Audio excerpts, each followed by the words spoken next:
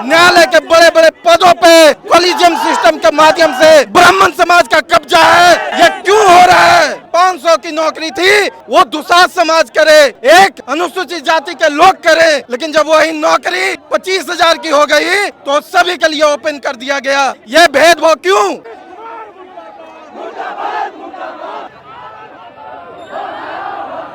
साहब हम बीमार भी के लोग बंद होने वाले नहीं है, न रुकने वाले हैं, लेकिन ये संविधान है ना, इसमें आस्था रखते हैं। वरना औकात नहीं है प्रशासन की, औकात नहीं है पुलिस की कि हमको रोक दे। बीमार में आंदोलन से जानी जाती है। अगर हमारी मांगों को पूरा नहीं किएगा तो हम बैरिकेडिंग तोड़ करके अपनी बात को रखने के विधानसभा पहुंचने का काम करेंगे। सुप्रीम कोर्ट में जब जज बनते हैं तो मिश्रा जी के जीजा जी या मिश्रा जी के बेटा जी, मिश्रा जी के भतीजी जी, मिश्रा जी के दामाद जी लोग जब बनते हैं, उनके फूफा जी, मौसा जी, चाचा जी, तो उसमें कोई दिक्कत नहीं होता है। लेकिन बिहार में चौकीदारी दफदारी में दलित पिछड़े समाज के जो लोगों की नियुक्ति हो रही है उससे आपको दर्द हो रहा है। सारे मंदिरों पे ब्राह्मण खाली पुजारी बनता है, वहाँ पे चमार के बेटा को पुजारी बनाओ, दुसाध के बेटा के बनाओ, डोम के बनाओ, मुसहर के बनाओ, वहाँ तुमको नहीं दिखता है कि गलत हो रहा है। देखिए ज्ञापन मुख्यमंत्री सचिवालय में हमने सौंप दिया अपनी मांगों को लेकर, और ये खुला चेतावनी है, अल्टीमेटम है सरकार को कि जो हमारी मांगे हैं उस पे कार्रवाई करें, अन्यथा पूरे बिहार में सड़कें नीले होंगी। पटना में भीम आर्मी और आजाद समाज पार्टी के नेता और कार्यकर्ता तमाम मुद्दों को लेकर प्रदर्शन कर रहे हैं गर्दनी बाग में, और देख सकते हैं यहाँ पे किस तरीके से भीड़ जुटी हुई है और बिहार विधानसभा को घेराव करने की कोशिश कर रहे हैं। लेकिन यहाँ पर गर्दनी बाग में तमाम भीम आर्मी और आजाद समाज पार्टी के कार्यकर्ताओं को रोक दिया गया है।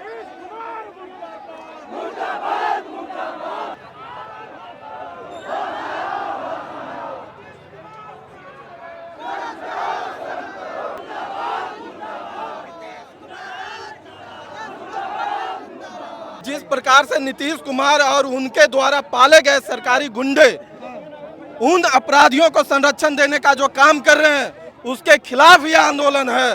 बिहार में जो अनुसूचित जाति के चौकीदारी और दफदारी सुनिश्चित थी, उसको जब तक 500 की नौकरी थी वो दुसाध समाज करे, एक अनुसूचित जाति के लोग करे, लेकिन जब वही नौकरी 25,000 की हो गई तो सभी के लिए ओपन कर दिया गया। यह भेदभाव क्यों?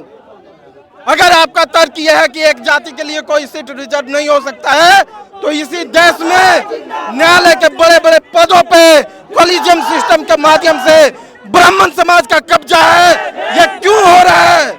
एक देश में दो नीति नहीं चलेगी। नीतीश कुमार जी ने घोषणा भी किया था कि जो दलित मारा जाएगा उसको सरकारी नौकरी उसके परिवार को दिया जाएगा। तो हम लोग पूछना चाहते हैं, 5 साल बीतने वाले हैं माननीय मुख्यमंत्री जी, और अभी भी आपका घोषणा जमीन पे नहीं उतरा है।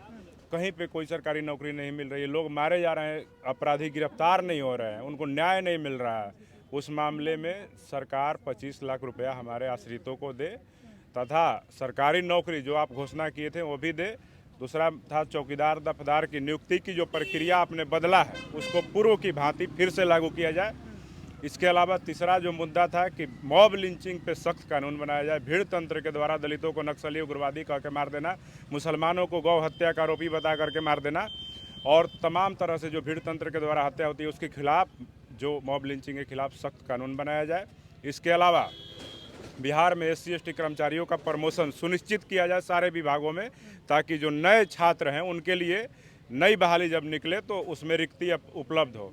इसके अलावा बिहार में SC ST की सूची में कई जातियों को बिहार सरकार ने जोड़ने का काम किया, जिससे हमारे लोगों का लाखों का नुकसान हुआ सीटों का, और कई सरकारी योजनाओं के लाभ से हमारे लोग वंचित रह गए। और जिस जाति को नीतीश जी ने साजिश के तौर पे बिहार में SC की सूची में डालने का काम किया, उन लोगों के द्वारा हमारे 50% से अधिक सीटों पे अतिक्रमण कर दिया गया।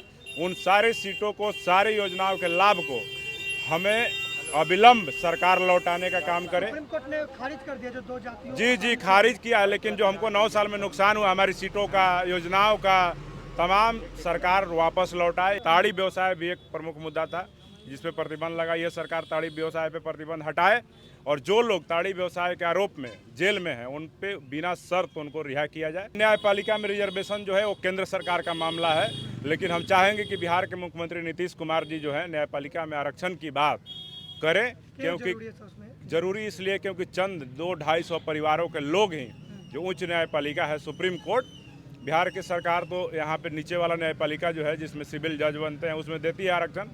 लेकिन उच्च न्यायपालिका में आरक्षण नहीं है, उसमें दलित पिछड़ों की आबादी कम है, इसलिए हम चाहते हैं कि उच्च न्यायपालिका में भी आरक्षण हो। बिहार के जो निजी क्षेत्र है, जो आउटसोर्सिंग है जो कहते हैं, उसमें भी बिहार में आरक्षण का लाभ सुनिश्चित किया जाए। चौकीदारी दफेदारी को लेकर तो लोग कह रहे हैं कि सभी के लिए हो गया तो क्या दिक्कत है? सभी के लिए हो गया तो दिक्कत नहीं है कि जो लोग कह रहा है उससे पूछिए कि जब सुप्रीम कोर्ट में जो 200-250 लोग परिवार के लोग ही जज बन रहे हैं तो वहाँ पे सभी के लिए काहे नहीं हो रहा है?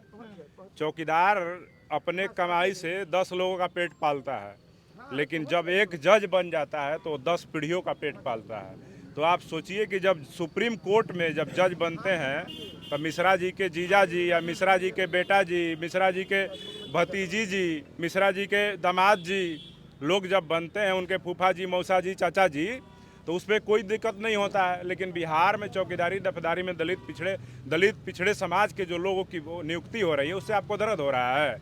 इस देश में संविधान की बात करते हैं कि सबके लिए होना चाहिए, तब अरे भैया पहले हम पूछ रहे हैं अपना मानसिकता ठीक करो ना। देश के सारे मंदिरों पे ब्राह्मण खाली पुजारी बनता है, वहाँ पे चमार के बेटा को पुजारी बनाओ, दुसाध के बेटा के बनाओ, डोम के बनाओ, मुसहर के बनाओ, वहाँ तुमको नहीं दिखता है कि गलत हो रहा है? काहे नहीं कह दो कि सबके लिए मंदिर खोल दो? तब मंदिर में दलित को जाओगे तो मारोगे, पूजा करने दोगे नहीं, उसको तुम चाहते हो कि सब दिन दासी बना रहे। उसके बाद देश के सबसे सर्वोच्च पद राष्ट्रपति का पद होता है, उसकी सुरक्षा की जब बहाली निकलती है सुरक्षा कर्मियों की, तो उसमें स्पेशल नोटिफिकेशन में नीचे नोट में लिखा रहता है कि SC/ST candidates are not eligible. इसका अर्थ क्या होता है भैया? माने हम सुरक्षा कर्मी राष्ट्रपति का भी नहीं बन सकते हैं, और तुम कह रहे हो कि चौकीदार का। अरे मूर्खो, जाहिलो, जो कह रहे हो कि सबके लिए होना चाहिए, तुम सोचो कि जब ये चौकीदार दफेदार दुसाध चमार जादव जाति के जो लोग बने हैं, ये लोग जब वेतन नहीं मिलता था तब से ये लोग नौकरी कर रहे हैं और पुलिस का सुरक्षा कर रहे हैं, गांव की सुरक्षा कर रहे हैं।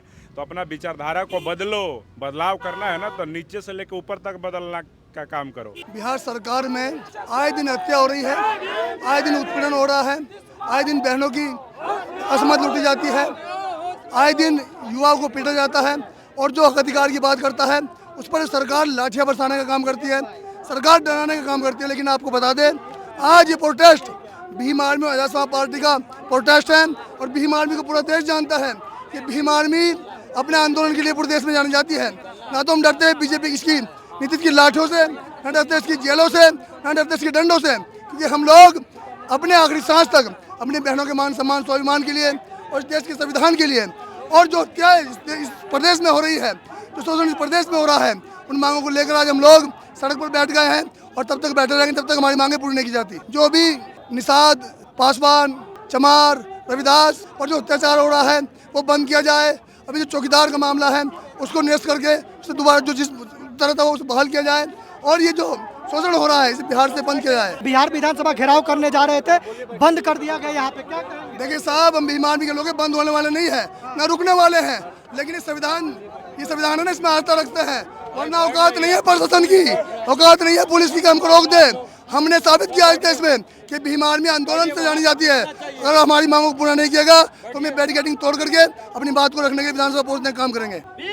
लगता है कि आज बातचीत हो पाएगी, बिहार विधानसभा पहुंच पाएंगे आज? एक नीतीश कुमार पूरी तरह डर चुके हैं और डर करके पुलिस को आगे कर दिया है, और सोचते हैं कि जैसे कल लाठियां बरसाई लोग डर जाएंगे, लेकिन भीम आर्मी के लोग नहीं डरेंगे। देखिए, हम संविधान को मानने वाले हैं, संविधान हमारे साथ चलता है। नीतीश कुमार ने जितना दलित समाज और मुसलमान समाज को ठेस पहुंचाया और जुल्म की प्रकाष्ठा देख रहे हैं, हत्याएं निरंतर हो रही है। जिस तरह से सुप्रीम कोर्ट में आपने देखा कि 22 जातियों से ज़्यादा जोड़कर नीतीश कुमार ने असंवैधानिक काम किया था। मैं माननीय उच्च न्यायालय का धन्यवाद देता हूं कि उन्होंने इसको निरस्त किया। लेकिन अब नीतीश कुमार जो लाभ उन लोगों को देते थे, 50% से ज़्यादा उन जातियों को दे रहे थे, वो लाभ लौटाए एससी समाज को। वो हत्याएं जो हो रही, अत्याचार जो हो रहा है, इस पे सख्त से सख्त कानून बनाए। और ये जो मीडिया पे झूठा वादा किए थे कि दलित के हत्या पे उसके परिवार से को सरकार की नौकरी देंगे, सरकारी नौकरी, उस वादा को पूरा करें। ये दफादार और चौकीदार की जो नौकरी है, जो मुफ्त में जो कम पैसे पे भी काम करते थे, जिनकी हत्याएं हो जाती थी, आज उन लोगों की नौकरी को खा गए, उस नौकरी को बहाल करें। पासी समाज के ताड़ी को कृषि राज्य का दर्जा दे, यही सब मांगे लेकर हम विधानसभा जाएंगे।